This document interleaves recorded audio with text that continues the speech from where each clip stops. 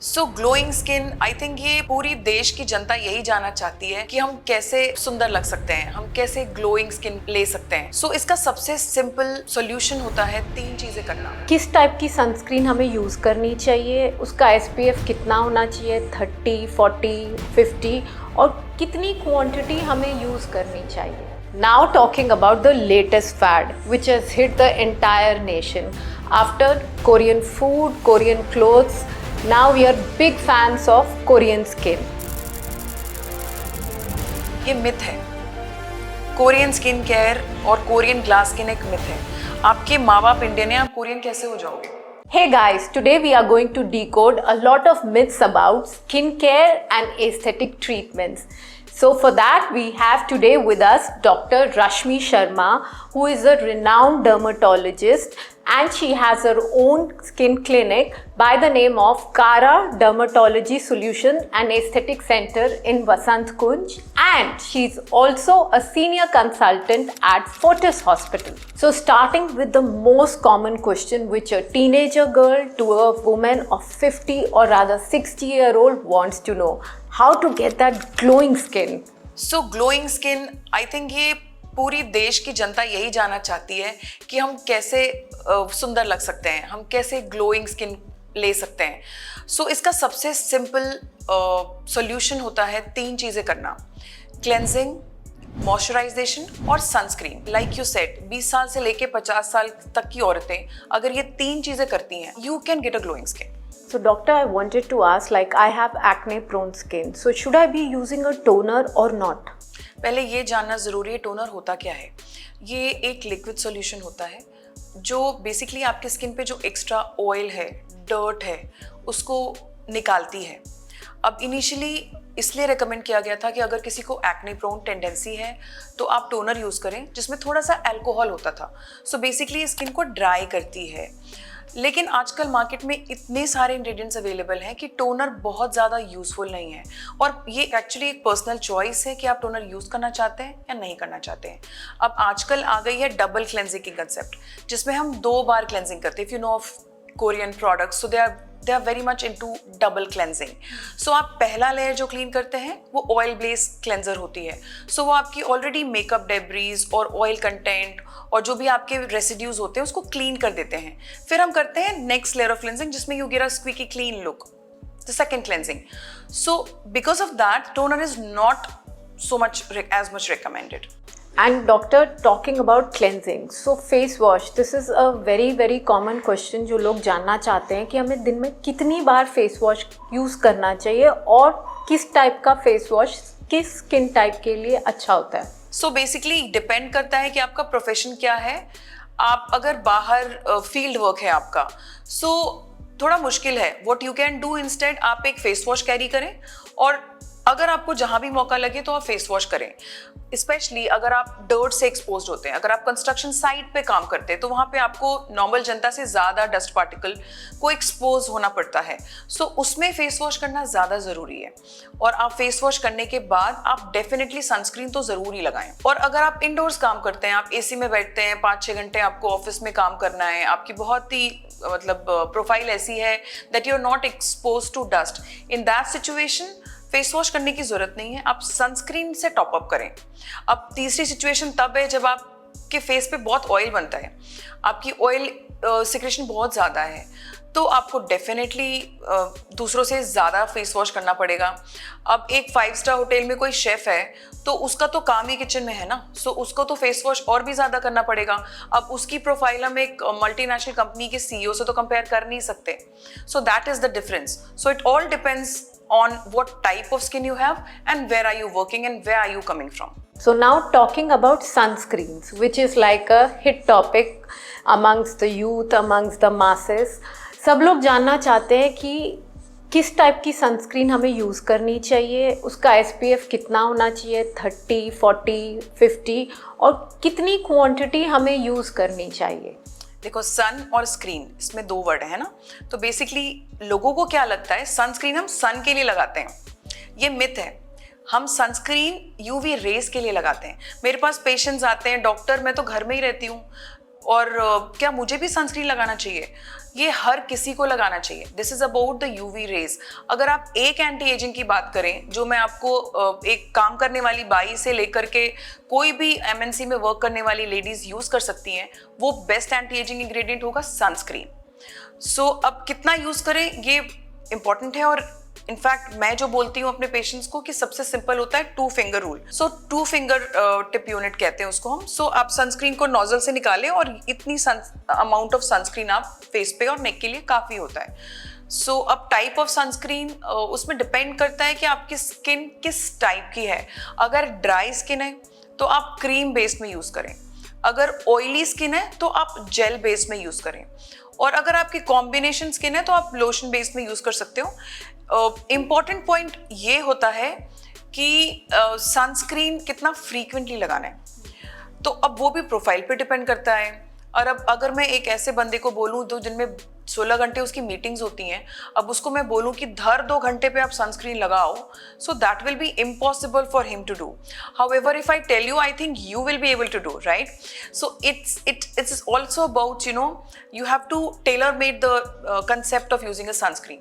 So आजकल अगर आप देखें मार्केट में ऐसे वाले सनस्क्रीन भी अवेलेबल हैं जो स्टिक टाइप के होते हैं। सो वो स्टिक होता है, so you can just easily, it's very user friendly. So आप वैसी वाली सनस्क्रीन हर 2 घंटे पे रीअप्लाई करें। सो मैं जो रिकमेंड करती हूँ मेरे पेशेंट्स को, एक बार 8 बजे लगाओ, एक बार 10:30 से 11 के बीच में लगाओ, और फिर एक बार 2 बजे के करीब लगाओ। So that is enough. So ideally 3 bar apply करें 2-2 घंटे के इंटरवल पे। अब डॉक्टर, नेक्स्ट क्वेश्चन जो सब लोग जानना चाहते हैं वो है वाइट हेड्स और ब्लैक हेड्स के बारे में। तो ये वाइट हेड्स और ब्लैक हेड्स क्यों होते हैं और किस तरह की स्किन टाइप पे होते हैं और कैसी ट्रीटमेंट्स करके हम इनसे निजात पा सकते हैं? बेसिकली ये दोनों ही कोमेडोन्स होते हैं। कोमेडोन्स का मतलब आपकी ऑयल ग्लैंड होती है स्किन में। अब उस ऑयल ग्लैंड के ऊपर क्लॉगिंग हो जाती है। वो क्या चीज़ें इकट्ठा हो जाती हैं? डर्ट, डेब्रीज, डेड स्किन और बैक्टीरिया। अब ये उसको क्लॉग करती है। तो बेसिकली उसमें ये बैक्टीरिया के प्रेजेंस की वजह से हम जो कहते हैं ये ब्लैक हेड्स और वाइट हेड्स उसकी वजह से बनते हैं। अब इसको साफ करने का सबसे आसान तरीका क्या हो? हम उसको बनने ही ना दें, हम उसको शुरू में ही ठीक कर दें। जैसे कि ये जो हम BHA की सैलिसाइलिक एसिड बोलते हैं, उसके फेस वॉश यूज़ करोगे तो वो बनेगी ही नहीं। अगर वो बनेगी नहीं तो फिर ऑफ कोर्स सबसे पहला लेवल ऑफ क्योर होता है उसको हम बनने ही ना दें। नाउ स्टेप 2, अगर वो बन गई है तो क्या करें? इन दैट केस आप अपने डर्मेटोलॉजिस्ट के पास जाइए। There are certain peels which can help you get rid of your clog pores. आजकल बहुत सारे ट्रीटमेंट हैं जिससे कि आपके ब्लैक हेड्स और वाइट हेड्स आपके सिंपल सॉल्यूशन, केमिकल सॉल्यूशन से ही निकल सकते हैं। सबसे सिंपल सॉल्यूशन है आप 2 चीज़ें करें, कोमेडोन एक्सट्रैक्शन या फिर केमिकल पील। सो ये केमिकल पील्स क्या हर तरह की स्किन टाइप के लिए हैं और इनके साइड इफ़ेक्ट्स क्या हैं और इसका pre and post operative care क्या होता है डॉक्टर? सो केमिकल पील एक स्किन रीसर्फेस ट्रीटमेंट होती है। ये आपको रिंकल के लिए, एक्सफोलिएशन के लिए, एक्ने के लिए, पिगमेंटेशन के लिए, skin elasticity, smoothness of the skin और एंटी एजिंग के लिए बेसिकली हम करते हैं। इम्पॉर्टेंट पॉइंट यहाँ पे मैं ये बताना चाहती हूँ कि आप ये सिर्फ स्किन क्लिनिक में करें। अब मेरे पास एक पेशेंट आई, उसने बोला डॉक्टर हमने केमिकल सॉल्यूशन लगाया अपने स्किन पे और वो जल गई, लिटरली जल गई। अब मैं यहाँ पे ये क्यों बता रही हूँ? क्योंकि आजकल एक बहुत फैशन है, सब कुछ हम खुद ही करना चाहते हैं। यू नो दीज केमिकल्स, उसकी बॉटल पे लिखा है it's to be used in by a consultant, you know physician, doctor नहीं करना चाहिए। आप अगर ये खुद से कर सकते हैं, आप जल सकते हैं, आप बर्न हो सकता है और सिवियर बर्न हो सकता है। सो ये पील्स बेसिकली बहुत अच्छी चीज़ होती है, लेकिन प्रिकॉशंस के साथ करना है। अब ये अलग अलग कंसर्न्स के लिए हम करते हैं।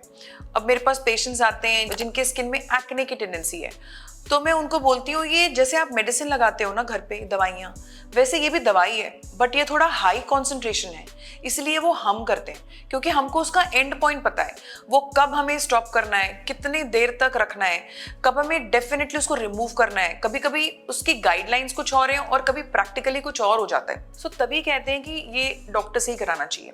अब ये पील, अगर आपको एक्ने है तो आप सैलिसाइलिक की पील कराओ। अगर आपको मेलाज्मा है तो आप ऐसी इंग्रेडिएंट्स से पील कराओ जो कि आपकी पिगमेंट फॉर्मिंग सेल्स को सप्रेस करती है, जैसे कि आप फेरोलिक एसिड पील करा सकते हो, आप मीडियम डेप्थ की पील कर सकते हो। सो बेसिकली डिपेंड करता है कि कंसर्न क्या है और ये पील एक ऐसी ट्रीटमेंट है जो हम हर एज ग्रुप को हर कंसर्न के लिए कर सकते हैं। Okay. और इसका pre operative and post operative care क्या होता है डॉक्टर? सो प्री ऑपरेटिव केयर में क्या है कि आपको, जैसे आप घर में पेंट लगाते हो ना, तो आपको पहले जो पेंटर है पहले घिसाई करता है ना, प्राइमिंग करता है। लाइकवाइज अगर आप डॉक्टर के पास जाते हो तो वो आपको कहता है ये 2 ट्यूब लगाओ, नंबर 1 नंबर 2, और इसको लगा के 1 हफ्ते के बाद वापस आओ। तो वो क्या करता है, वो आपकी स्किन को प्राइम करता है। तो जब स्किन प्राइम हो जाती है उसके बाद हम पील करते हैं तो रिजल्ट और भी अच्छा उभर के आता है। Now talking about the latest fad which has hit the entire nation after Korean food, Korean clothes. Now we are big fans of Korean skin. So doctor, can you tell us कि ये जो Korean skin products हैं क्या वो really इतने effective है और उनके ingredients हमारे Indian skin type के लिए अच्छे हैं कि नहीं? ये मिथ है। कोरियन स्किन केयर और कोरियन ग्लास स्किन एक मिथ है। आपके माँ बाप इंडियन है, आप कोरियन कैसे हो जाओगे? आपको ग्लास स्किन कैसे मिल सकती है? सो आपकी जो जेनेटिक्स है, you can not fight your genes, right? Scientifically speaking हमारे बाल, हमारी skin, of course we are brown people and of course to certain extent we can improve the texture, but to expect कि हम Korean skin हो जाएगी, I think this is the most exploited term right now, and I really pity on the girls who came with 10 bottles and they are doing everything possible, some of them which I even don't know. So I would want to know everybody to know this, that just embrace your own skin.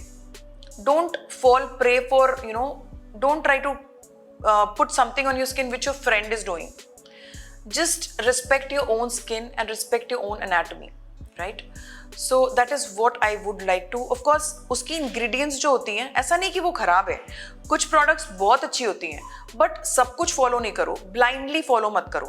So जो Korean skin care के main ingredients होते हैं, basically rice water, sika extract, snail mucin, green tea extract, so ये main उनकी ingredients होती हैं। अब अगर आप snail mucin की बात करें तो वो snail से derived है, उसमें ग्लाइकोप्रोटीन होता है और उसमें हाइलुरोनिक एसिड होता है जो आपकी स्किन को रिपेयर और रीजनरेट करता है। So it's a very beautiful product, but I had a patient 2 days back, a 13-year-old girl who just kind of copied an influencer who was talking about snail mucin.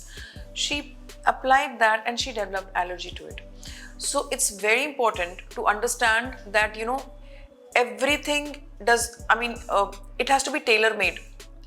So one size does not fit all. So in that pretext, I think you should consult a dermatologist before starting your skincare routine. So because nowadays it's information overload. सबको पता है niacinamide, hyaluronic acid, retinoid, so हर बंदा सब कुछ ही लगा रहा है। So आज के डेट में हमारी स्किन की इतनी ज़्यादा प्रॉब्लम पता है क्या है? Sensitive skin syndrome. So I think every dermatologist, हमारे कॉन्फ्रेंस में हम यही बात करते हैं कि सेंसिटिव स्किन कितनी ज़्यादा हो गई है। सो उसको डील करना एक पैरेलल बैटल है आज के डेट में डर्माटोलॉजिस्ट के लिए।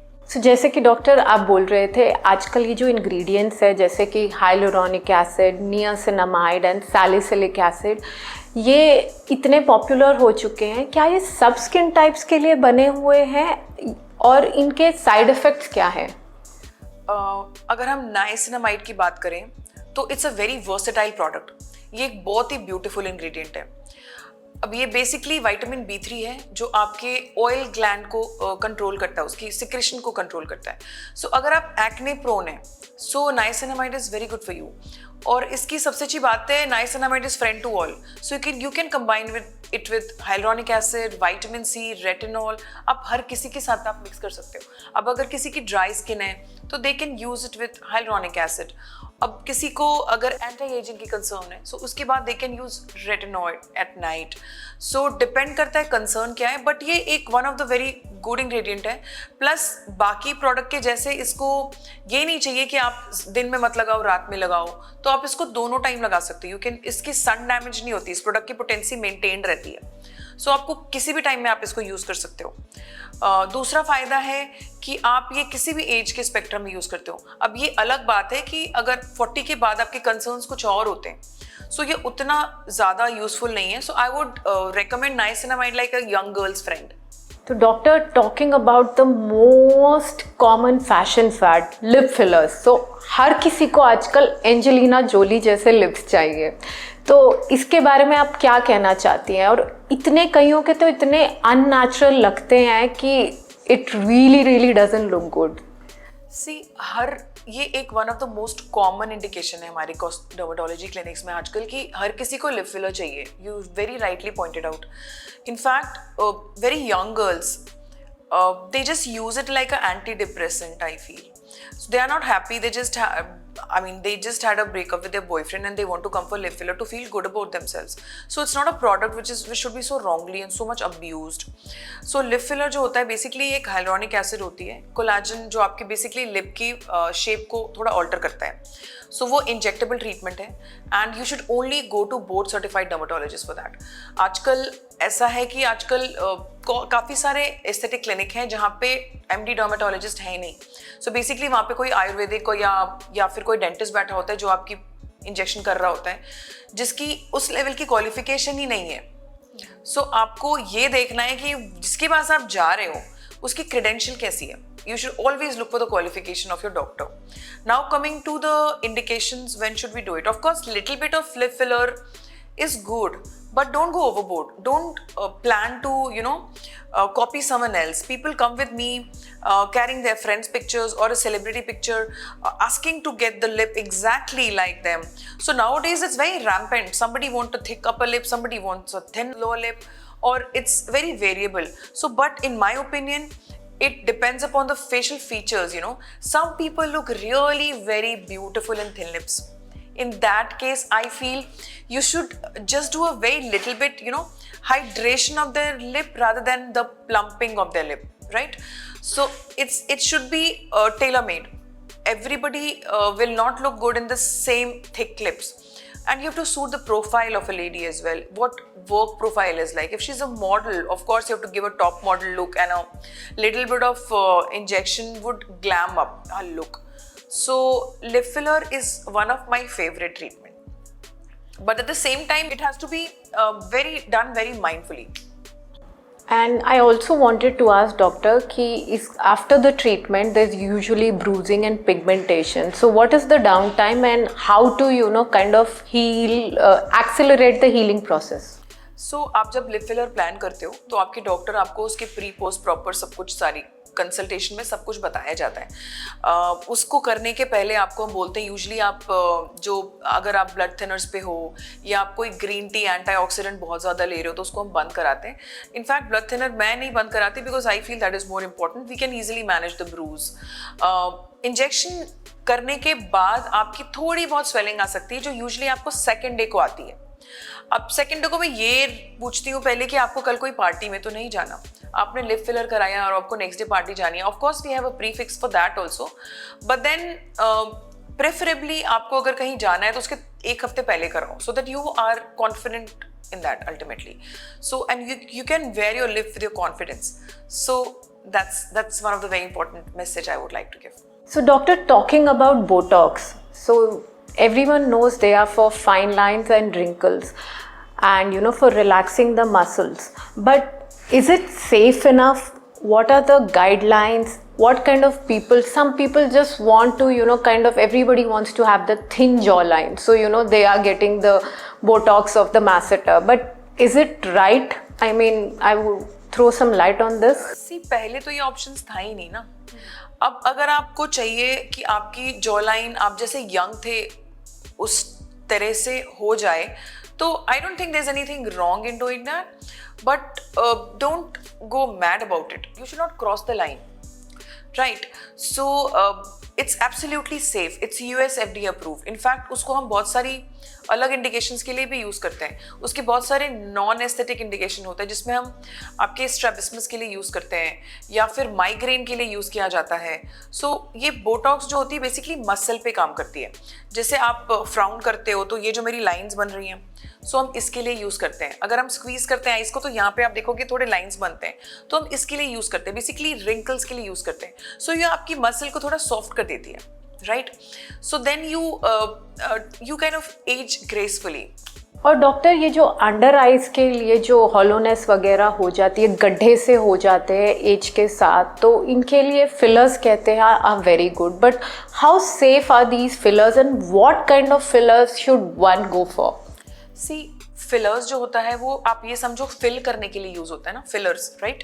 सो सिंपल लैंग्वेज में मान लो ये सोफे का कवर है और ये कुशन है, अगर हमको इसको रिन्यू करना है तो हम क्या सिर्फ कवर तो नहीं बदलेंगे ना, will also change the cushion, right? So cushion जो होता है वो आपका फिलर होता है और जो कवर होता है वो आपका बोटॉक्स होता है। Simply just I am trying to make it very simple. So जो ऊपर की लेयर्स आपकी जो मसल्स है उसको हम स्मूथ करते हैं, that gives a shiny look to your face.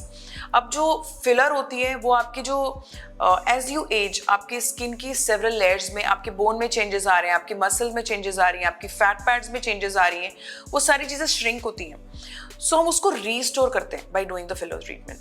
But उसको भी आजकल people are going, you see pillow face gone wrong, everybody is ending up looking like Rakhi Sawant. So sometimes it can really go wrong and you should not fill yourself a lot. You should always embrace your natural features. So we can just do a little bit contouring, and there are many energy based devices which now people are somewhat noticing because some faces have gone bad and they have gone viral, so people are realizing it, and so now we do a lot of energy based devices and several other treatment which your people are opting for, so which is also equally safe and equally good. तो doctor जैसे कि आप बोल रहे थे कुछ non invasive treatments भी जैसे are available, like talking of HIFU, so can you throw some light on, what are the indications and contraindications and who should get it done? See, HIFU एक बहुत ही सेफ ट्रीटमेंट है, ये FDA approved है। अब HIFU devices जो होता है, as the name stand for, it's highly focus ultrasound rays हम डिलीवर करते हैं डीप लेवल पे, जो आपकी स्मास हमारी स्किन में एक लेयर होती है उसके ऊपर काम करती है, और ये आपकी कोलाजन की रीजनरेशन को इंक्रीज करती है। सो कई बार हमारे पास फेसेस होते हैं जो बहुत ही थिक हैं, बल्की फेस है किसी का, so then we prefer to do HIFU because that will kind of it's, you can understand it like a non surgical face lift. So आप डॉक्टर की OPD में जाते हैं और 2 घंटे के अंदर आप ये ट्रीटमेंट कंप्लीट करा लेते हैं। अगर आप RF के साथ, जो कि रेडियो फ्रिक्वेंसी रोल होती है, उसको भी इंक्लूड करते हैं, तो आपके फेस में टाइटनिंग भी होती है और लिफ्टिंग भी होती है। इसका पीक रिजल्ट आपको 3 महीने में आता है। सो ये बहुत ही सेफ ट्रीटमेंट है, ये हर कोई करा सकता है। Of course considering the age, it's more preferred after the age of 35 and we prefer it for a chubby face. अब किसी का चेहरा थोड़ा चब्बी है तो उनके फेस में HIFU का रिजल्ट बहुत अच्छा आता है। अब सब चीज़ें आप HIFU से नहीं कर सकते हो। अगर आप HIFU के बाद फिलर कराते हो तो आपके फेस में शेपिंग भी, श्रिंकिंग भी हो जाती है, और हम थोड़ी बहुत कॉन्टूरिंग फिलर से करते हैं। और अगर आपको 6 ml फिलर चाहिए, अदरवाइज HIFU के बाद शायद आपको 3 ml ही चाहिए। तो it's a very good treatment. So doctor, there's another very popular treatment in the market called microneedling, which they say is for collagen production. So what is your take on microneedling? सी ये बहुत ही अच्छी treatment है। Microneedling basically आपको ये समझना है कि इसमें ये काम कैसे करती है। इसमें मल्टीपल नीडल्स होते हैं जो आपकी स्किन को पंक्चर करती हैं। अब जब आपकी स्किन को चोट लगती है तो क्या होता है, वुंड हीलिंग होती है। आपकी चोट के ऊपर पहले थोड़ा सा ब्लैक कलर का स्कैब बनता है और बॉडी उसको नेचुरली हील करती है। अब इस हीलिंग में कोलैजन डिपॉजिट होता है। सेम थिंग हम यूटिलाइज करते हैं माइक्रोनीडलिंग में, कंसेप्ट सेम है, पर यहाँ पे हम क्यों कर रहे हैं, हमको कोलैजन रीजनरेट करने के लिए कर रहे हैं। कई बार आपकी स्किन पे स्कार्स होते हैं। पहले के टाइम पे जैसे इतनी अवेयरनेस नहीं थी, तो आज हम देखते हैं कि एक्ने के पेशेंट्स को काफ़ी सारे पुराने स्कार्स हैं। अब वो डीप लेवल पे स्कार्स हैं तो वो उस पर लेजर्स नहीं काम करते। Energy based devices superficial scars पे काम करती है, डीप पे नहीं करती। अब डीप लेवल के स्कार्स पे माइक्रोनीडलिंग रेडियो फ्रिक्वेंसी डिवाइसेस बहुत अच्छे से काम करती हैं। मतलब मैं ये कह सकती हूँ कि 60 to 80% तक आपके स्कार्स क्लियर हो जाएंगे। So you can understand somebody who is living with the scars for so many years and he comes to a dermatologist and we can rectify it up to 80%. That can be a precious gift a dermatologist can give to them. So right. So it's a very beautiful treatment, and I think nowadays we are getting more and more number of patients who are asking to go for microneedling than Botox and fillers. Many times people are very scared about Botox and filler. कई बार उनको एक ये लगता है कि हमें वैसा तो नहीं दिखना। I see my friends, मेरी एक फ्रेंड है, उसकी स्किन ऐसी दिखती है, मुझे उसके जैसा तो नहीं दिखना। So I don't want to look like I have done something. Everybody wants to look beautiful naturally. It's like a baby step. You can just prep yourself. And doctor, जो सबसे इम्पॉर्टेंट चीज़ है अपना यूथ मेंटेन करने के लिए, collagen. सो ऐसे कौन से सप्लीमेंट्स हैं या ऐसे नेचुरल इंग्रेडिएंट्स हैं जो हम अपनी डाइट में इंक्लूड कर सकते हैं to increase the collagen production? आपको 3 चीज़ें इंक्लूड करनी है, ठीक है. Number 1, protein. प्रोटीन आपका कोलाजन के लिए रॉ मटेरियल होता है. सो आप प्रोटीन रिच फूड आइटम्स खाओ. अब नॉन वेजिटेरियन हो, आप वेजिटेरियन हो, वो डिपेंड करता है. आप आराम से, आपको पता है, सबको पता है प्रोटीन किस चीज़ों में होता है. सो प्रोटीन इंक्रीज करो. नंबर 2 है ओमेगा 3 फैटी एसिड. सो वो सप्लीमेंट्स ले लो या डाइट में इंक्लूड करो. नंबर 2. नंबर 3 होता है vitamin C. So vitamin C इसका एक क्रिटिकल स्टेप पे यूज होती है. सो ये 3 चीजें आप अपने डाइट में इंक्लूड करें. प्लस आजकल बहुत सारे collagen, marine collagen powders available हैं. So you can instead of just have 1 shot in a day, so that also is a good idea to initiate. So talking of this collagen supplement, so उसके अंदर भी क्या है, marine collagen के अलावा भी दूसरे सप्लीमेंट्स हैं विच आर इफेक्टिव, और according to you marine collagen is the best? See, it's a very overrated product. अभी तक कोई भी स्टडी नहीं है जिसमें ये कह सकते हैं कि ये आपकी डायरेक्टली वो कोलाजन आपकी स्किन में एब्जॉर्ब होकर के सीधा कन्वर्ट हो रही है. सो ऐसा नहीं है. But of course there is no harm in doing it, and practically we do see there is change in the skin quality and texture, and there are several types of collagen available, out of which your doctor is going to recommend you which one is the best for you. So doctor, I am going to talk about few DIY products, and can you rate them on a scale of 1 to 10? Sure. Okay, starting with curd. If you have dry skin, 7 on 10. Raw milk. 8 on 10. Eggs. Depends, आप face की बात कर रहे हो या hair की बात कर रहे हो. 5 on 10. Coffee. See, coffee, 5 on 10. Walnut scrub. If you're doing it mindfully, 7 on 10. Multani mitti. Acne prone skin, 8 on 10. So what is your favorite DIY that you would want us to rate on a scale of 1 to 10? Post in the comments below. If you enjoyed this podcast, kindly like, comment and subscribe to our channel.